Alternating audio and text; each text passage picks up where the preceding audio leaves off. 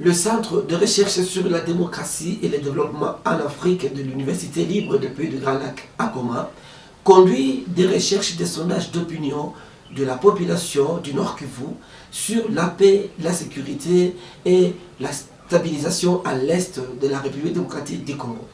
Le résultat de ces sondages révèle que pour la population, la mission des Nations Unies a un bilan qui est tout à fait mitigé. Mitigé pourquoi?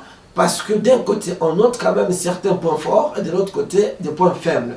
Du côté fort, on note les opérations militaires qui ont été par exemple conduites contre le mouvement du 23 mars en 2013, en conjointement avec les FARDC au point de bouter dehors ce mouvement. Le deuxième point fort, c'est notamment l'accompagnement des cycles électoraux, 3 cycles électoraux avec succès. Et ça, on notait, c'est les tableaux forts. Mais le point faible se situe au niveau, par exemple, pendant le temps de la mission, il y a eu une multiplicité encore de groupes armés.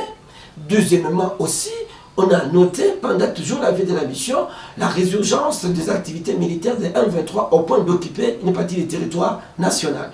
Cela amène la population et beaucoup de personnes à penser qu'il faut que la mission quitte et ne voit pas vraiment l'impact. Mais alors, dans ce sens-là, si on doit parler vraiment retrait de la mission, il y a quand même quelques éléments qui doivent être pris en considération. On dit que le retrait doit être fait de manière responsable, progressif, adapté, mais aussi continu.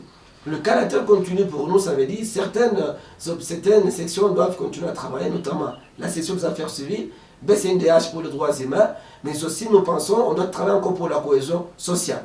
Tous ces éléments réunis, le caractère continu pris en compte, la RDC devra alors dans ce cas-là prendre ses responsabilités en vue de rétablir la paix et la sécurité à l'est de la RDC. Voilà l'essentiel de ce que nous pensons.